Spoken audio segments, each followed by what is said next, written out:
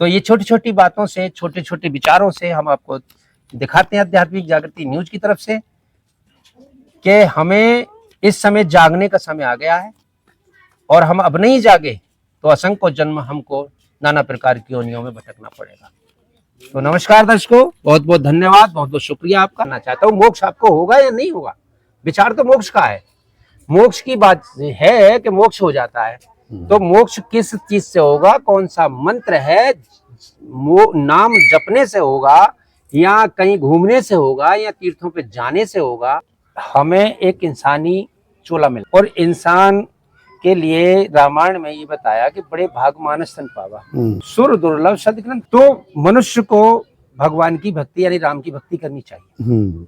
तो सबसे पहली चीज है, यदि आप जैसे पंडित जी के बारे में बता रहे हैं, तो उन्होंने किस राम की तरफ इशारा किया? वो तो राजा दशरथ पुत्र को बताते हैं, रामायण साथ जो कहते हैं, वो तो उसी आधार बताते हैं जी, वो ही आधार है। रामायण शायद बताते हैं कि 1900 के लगभग जो है रामायण का इसका चलन 100 वर्ष के लगभग मान के चलो आप, या 110 वर्ष मान के चलो, उनका प्रचार राम जी का हुआ है। ऐसा हमने कई लोगों पहले कुछ नहीं था। हाँ, पहले नहीं था। तब ये तुलसी रामचरितमानस तुलसीगत बन के आई। अच्छा। फिर इसका प्रचार हमारे यहाँ एक अभी भगत मिले थे हमें, जो रामायण के बहुत ही वक्ता और बहुत अच्छे प्रचारक रहे हैं। 109 वर्ष की उम्र उनकी हो चुकी है, काजी बेटा में भगत जी जमुना सिंह, जिनसे अभी हमने 15 दिन पहले इंटरव्यू लिया था। तो उन्होंने बताया कि रामायण अपने क्षेत्र में हमने वांची है सब जगह, घर घर जाकर के फ्री, खाना भी अपने घर से खा के जाते थे। अच्छा। तो जब रामायण का चलन हुआ तो उससे पहले कोई भक्ति नहीं होती थी क्या? राम जी से पहले कोई भक्ति? राजा दशरथ किसकी भक्ति करते थे? ये आपने पूछा पंडित जी से कभी? उनके वंशज जो इतने आए, इतने बड़ा कुल है उनका, खानदान है रघु का, वो किसकी साधना? पूछनी चाहिए ना? चाहिए, पूछनी चाहिए ना, क्योंकि ये शरीर जो है मनुष्य का साधारण शरीर नहीं है। वो तो ये बताते हैं 11,000 वर्ष भगवान राम ने राज किया, 60,000 वर्ष राजा दशरथ ने किया। राम जी ने 11,000 वर्ष तक राज किया, ये रामायण में विदित है, रामायण में लेख है। हमने इसको खूब देखा है, पढ़ा भी है, क्योंकि अब हम प्रश्न करेंगे तो जानकारी हमें होनी चाहिए। बिल्कुल, जानकारी नहीं है तो तुम कुछ भी कह जाओ, हमें क्या पता उसका। हाँ, सही है। ठीक है, अब तुम कह जाओ और हम सुन लें, नहीं, अगर गलत बोलोगे तो हम काटेंगे, उसको आगे लाएंगे कि ऐसे नहीं ऐसे था। राजा दशरथ ने 60,000 वर्ष अपनी मृत्यु तक उनका राज रहा। अब राम जी कै बरस के गए वनवास, कितने बरस की शादी हुई, कितने बरस उन्होंने अपना वो करा 11 वर्ष के अंदर, तो ये सारा एक लेख है। ठीक है, 2000 वर्ष का जो आप बता रहे हो कि राजा दशरथ के बाद, तो वो चीज तो अलग हो जाती है, क्योंकि राम जी की हम उस चीज पे नहीं जा रहे, उनके इतिहास पे। हमने प्रश्न किया था कि वो परमात्मा कौन है जिसकी भक्ति करनी चाहिए, जिसकी राम जी भक्ति करते थे, दशरथ जी भक्ति करते जी भी तो साधना करते थे। जब पुल बनाने गए तो आप विचार करिए कि राम जी अगर स्वयं भगवान है तो भगवान शंकर की स्थापना क्यों की है पुल पे? एक बीच में कुछ बोलूं? हाँ बिल्कुल, आपको बोलने के लिए कहा गया। मैं आपकी बात ही रोकता हूँ। हाँ, मैं प्रमाण है मेरे पास, आप चाहोगे तो मैं दे दूँ। तो 2008 में हमने राम कथा करवाई, तो जो उनके शिष्य थे, हमने बात रखी कि जो अपने आप में गिनती में समझता होगा, जो आदमी अपनता है गिनती में समझता है, वो 500 रुपए दे दे। अच्छा, एक चंदा हुआ, और जो मीडियम है, हाँ, वो अपनी इच्छा से दे दे, वो अपनी इच्छा दे दे। और जो मजदूर वर्ग के लोग हैं वो मत, यार तुम मजदूरी करोगे सुबह शाम तक, है तुमसे चंदा लेंगे तो यार पुण्य का होगी। अच्छा, हमने जब रामायण हुई, राम कथा हुई, तो 18,600 कुछ रुपए पहले साल का मामला था, 2008 की बात है। हमने पुटरिया बांधी, अच्छा, हर रोज के पैसा मेंटेन करके एक पन्नी, वो हमने 8-9 पन्नी इकट्ठी 9 पन्नी हो गई। हमने वो रेजगारी और पैसे सब कुछ बांध के गुरुजी को दी। गुरुजी जा रहे राजस्थान, अब वो जल्दी में थे। अच्छा, उन्होंने गिना नहीं, वो ले चले गए रुपया। उसके बाद हम पे फिर भी बचा 7,200, वो चंदा के बचे हम पे, सब खर्चा करके। चढ़ाने में हमने कोई पैसा नहीं निकाला, वो अपना चंदा जो गांव से किया था उसमें से बच रहा है, खर्चा, जनरेटर खर्चा, हाँ सब काट। अब कोई बात नहीं, वो पुटरिया में बांधी। अच्छा, गुरुजी को। अब गुरुजी ने जब पैसा गांव से किनवाए कि यार पैसा बहुत दे रहे, उसमें से कुछ पैसा मैं दान करना चाहिए। तो पंडित जी थे, उन्होंने कि गुरुजी ऐसा करो, एक शराब ये बन बाने वो गणेश जी की मूर्ति खंडित कर दी, अच्छा मंदिर में तोड़ दी, मतलब शराब पी के। अच्छा अच्छा तो उसका कर तो सके ना हम, वो उठा करूँ 15 बीघा जमीन है, 15 बीघा जमीन बेच के माने बदतमीजी करी, जमीन बेचने वाली पुल डाले वो ना तो बात से कोई कुछ ना बोलो। पंडित जी ने कही कि गुरु जी ऐसा करियो, तुम शिव पड़वा ले आओ। अच्छा राजस्थान जा रहे हो आप कितना देना चाहते हो, बाकी पैसा हम गांव से चंदा कर देंगे। गुरु जी ने ये बात कही, अब तुम एक काम करो, तुम अनावरण की व्यवस्था कर लो, अच्छा शिव परिवार में ले आओ।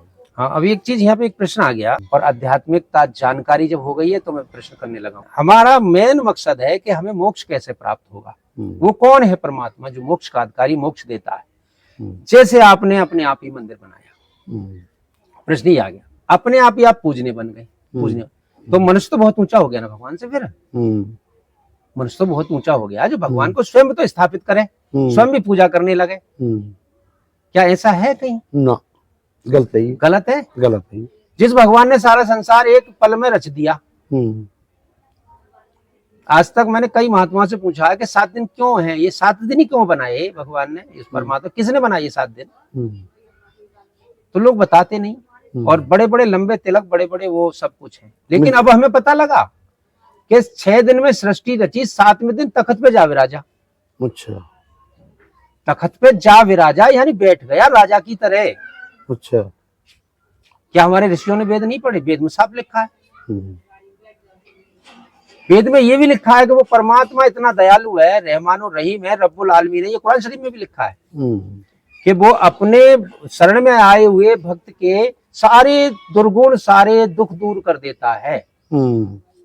और लोगों को भक्ति करते करते दुख हो रहे हैं। प्रश्न लंबा हो जाएगा, तो मैं इतना ही जानना चाहता था कि जो मूर्तियां जो भगवान आपने अपने आप स्थापित की और आप ही पूजने वाले बन गए, तो आप तो भगवान से बड़े हो गए ना। फिर हमने नहीं कहा। नहीं, ये जो समाज है, ये संसार, ये मानव जो है, मेरे यहाँ अभी 5 साल में 10-12 मंदिर बने। ये सवाल हमसे किसी योग आदमी ने और किया था कि भाई तुमने अभी हुआ क्या, शनि देव की मूर्ति लगवाई हमने, मंदिर बनवाया जी, तो हमने उनकी स्थापना कराई। उन्होंने कहा तुम कौन होते स्थापना कराने वाले? स्थापना मतलब क्या जैसे होता है उसमें? स्थापना ये होता है, गांव में बारात निकाली हमने, समझे, सब गांव को बता दिया कि शनि की मूर्ति लग रही है, इसका मतलब तो ये हो गया, ये हो गया। और हमने मंदिर में जाके उन्हें पधार दिया, स्थान दे दिया, यानी स्थापित कर दिया। तो लोगों ने भाई तुम कौन होते हो अच्छा इन्हें पधारने वाले जी, तुम कितने योग आदमी हो? मैंने भाई हम तो जानते ना, ये पहले चलवा रहा वो काम करना है। बोले गलत है, ये तुम्हें पाप चढ़। तो ये तो हो गया गलत, और इसमें पाप क्या लगता है? भगवान को चाहने वाले वहां रुक गए जहां पर ना तो परमात्मा मिला ना ज्ञान मिला, इसलिए वहां पे जो मूर्ति लगाते हैं, जो मंदिर बनाते हैं, वो दोषी बन जाते हैं। मेरे यहाँ अभी 10 साल के अंदर अंदर यहाँ कई मंदिर गांव में बन चुके हैं, और ऐसे मंदिर बना करके उन लोगों ने, और वो सब परेशान है जिन्होंने मंदिर बनाया। एक परिवार में 3 बच्चे जवान मर गए एक्सीडेंट में, बीमारियों में। मंदिर बना के स्थापना करी। एक यहाँ पे एक मंदिर और बनाया है, उस पे फिल्मी भजन चलते फिल्मी। अच्छा, ना तो कोई रामायण वाचे, ना कोई गीता वाचे, ना कोई पुजारी। अच्छा, अभी बात आ जाएगी वो कैसा ये हिंदुओं का विरोध कर रहे हैं और लोग गाली देंगे मुझे। मंदिर पे अगर पुजारी बैठा है, अभी मैं थोड़ा कहता तो आपको मुसलमानी पढ़ाई करने लगे। हर मस्जिद पे मुसलमान का एक नुमाइंदा 20,000 रुपए लेता है, जो वहां पर नमाज पढ़ाता है या वहां की साफ सफाई करता है। अब ये मत कहना कि मुसलमान धर्म की पढ़ाई, ना, हिंदू धर्म में अगर मंदिर तो बना दिया, सबसे पुराना मंदिर मेरे जन्म से पहले का मंदिर है ये। अच्छा, 55 साल 60 साल पुराना मंदिर है ये, जो पहला मंदिर गांव में है। अच्छा, उस मंदिर के लिए स्थापना जब हुई तो यहाँ के बड़े बूढ़े बताते हैं कि इसमें 2 लोगों का कोई वैसा झगड़ा था, जो जैसे कि छेड़खानी कर देते हैं ना। अच्छा, तो उस पर पेनल्टी डाली गई, उस पापी पे दोष का पैसा लिया गया था, दंड। अच्छा, उस दंड से नींव रखी गई मंदिर की। अच्छा। क्या ये उचित है? पापी का पैसा एक मंदिर में लगा दिया गया और नींव रखी गई और बाद में चंदा करके वो बना दिया गया, और फिर उसके बाद आप कहो कि ये सनातन है। तो क्या ये सनातन है? आप बताइए। सनातन तो वो है जो 68 तीर्थ बताए जाते हैं, वो भी द्वापर के हैं, वो भी सनातन ही नहीं है। सनातन तो वो है जो सतयुग में किया जाता था, जिसका लेख गीता जी में आया है। गीता अध्याय 4 के श्लोक 1 और 2 में साफ बताया है गीता ज्ञानदाता ने कि मैंने ये ज्ञान पहले सूर्य को दिया था। अच्छा। सूर्य ने उनको स्वयं मनु को दिया, और मनु ने अपने पुत्र इक्ष्वाकु को दिया, इक्ष्वाकु ने और आगे जो ऋषियों को दिया, राज ऋषियों को। राज ऋषियों में आते हैं ऋषभदेव और नाभिराज। जो सनातन पूजा जो इनको बताई थी, वो सनातन पूजा 1 लाख वर्ष तक चली सतयुग में, फिर लुप्त हो गई। इसका मतलब खत्म हो गई। तो फिर सनातन कहाँ रह गया? क्या गीता झूठ बोल रही है? फिर यहाँ के ये पंडित लोग झूठ बोल रहे हैं, ये विद्वान झूठ बोल रहे हैं, या इसका मतलब इन्होंने गीता नहीं पढ़ी? अगर आपको संदेह हो तो गीता अभी दिखा सकते हैं हम आपको प्रमाण सहित। अब रही वेद की बात, हर कोई वेद का रेफरेंस देता है। वेद में तो कहीं राम जी का और विष्णु जी का और इनका नाम ही नहीं है, एक परमात्मा की महिमा है। जो परमात्मा सब सुख दे सकता है, सब दुख देता है, पाप घोर से घोर पाप नष्ट कर देता है, और वो नाम उसने गीता जी में दे दिया आकर। तो वो शिव परिवार ले आए, हाँ, स्थापना हुई, कोई बात नहीं जी।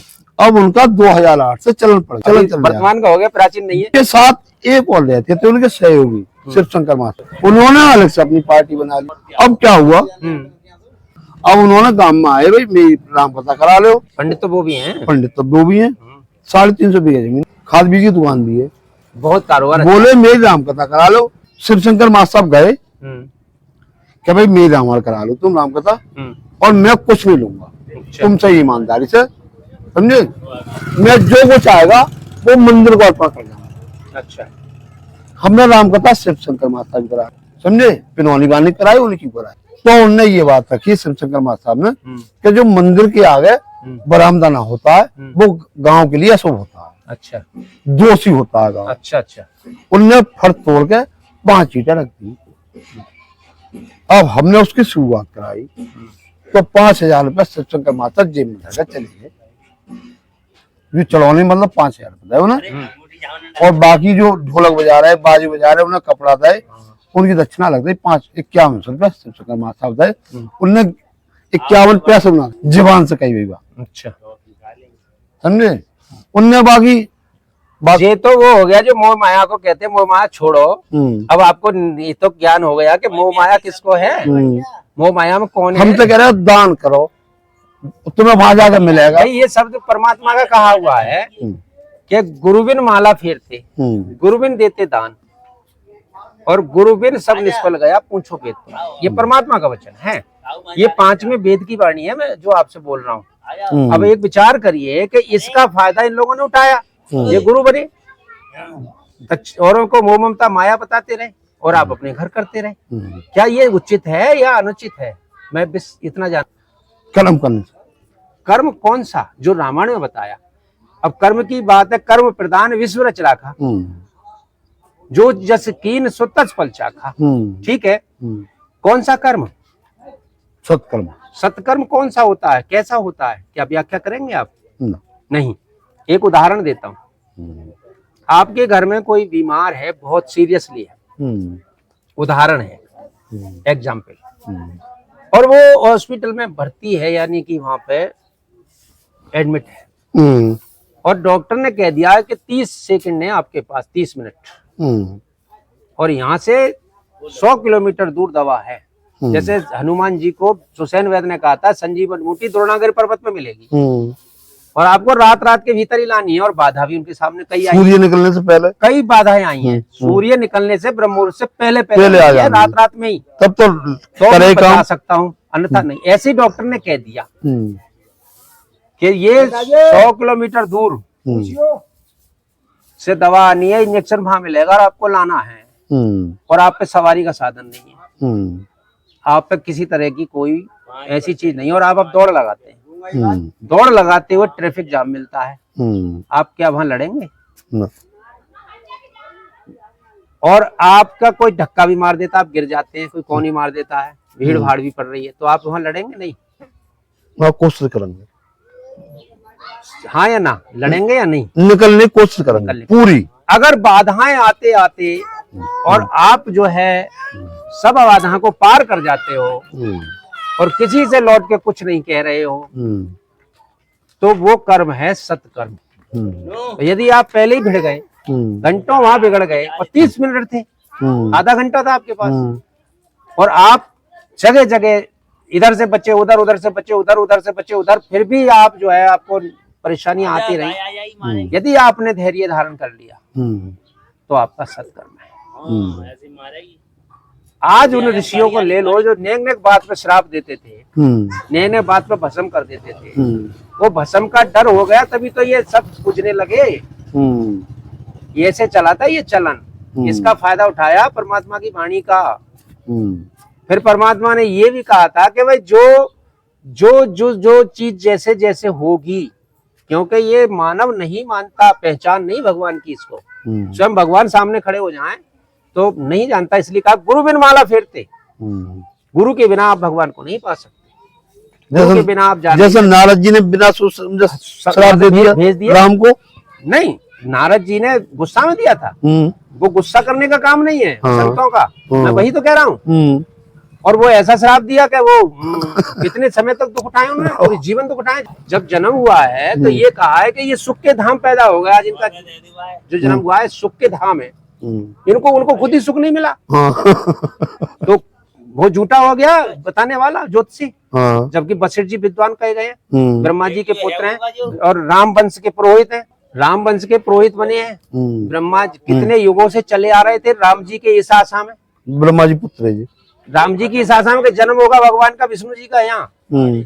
अब वहां से अगर वो लिया जाए, अगर इसमें रामायण में बताया जाए और देखा जाए और समझा जाए, तो आज तक वो समझ नहीं पाए कथा करने वाले कि राम जी जो अवतार में आए वो कौन है। सारी सुनी सुनाई दंत कथाएं हैं, सुनी सुनाई दंत कथाओं से उद्धार नहीं होगा। तो दर्शकों, अभी हमारे रिश्तेदार हैं, ये जा रहे हैं, और हम आपको ये बता दें कि इनसे बैठ के चर्चा जो चली है वो इस उपलक्ष्य में चली, बात चली थी मोक्ष के ऊपर। तो मोक्ष क्या है और कैसे प्राप्त होता है, ये पवित्र गीता जी में साफ बताया गया है। इसका तात्पर्य यही निकल के आता है कि जितने लोग आज तक ये कथा सुनाते रहे, उन्होंने गीता जी को नहीं पढ़ा। अगर गीता जी पढ़ी होती तो लोगों को गुमराह नहीं करते, उन्हें गलत साधना पर नहीं लगाते, उनके पूर्वजों को आज कौवा गधा कुत्ता बिल्ली नहीं बनना पड़ता, जो श्राद्ध के रूप में उनको रोटी दी जाती है। अगर स्वर्ग में रोटी होती तो फिर श्राद्ध क्यों करना पड़ता है। ऐसी बहुत से विचार हैं, ऐसी बहुत सी बातें हैं जो तर्क के द्वारा आपको सोचना होगा। तो ये छोटी छोटी बातों से, छोटे छोटे विचारों से हम आपको दिखाते हैं आध्यात्मिक जागृति न्यूज की तरफ से कि हमें इस समय जागने का समय आ गया है, और हम अब नहीं जागे तो असंख्य जन्म हमको नाना प्रकार की योनियों में भटकना पड़ेगा। तो नमस्कार दर्शकों, बहुत बहुत धन्यवाद, बहुत बहुत शुक्रिया आपका।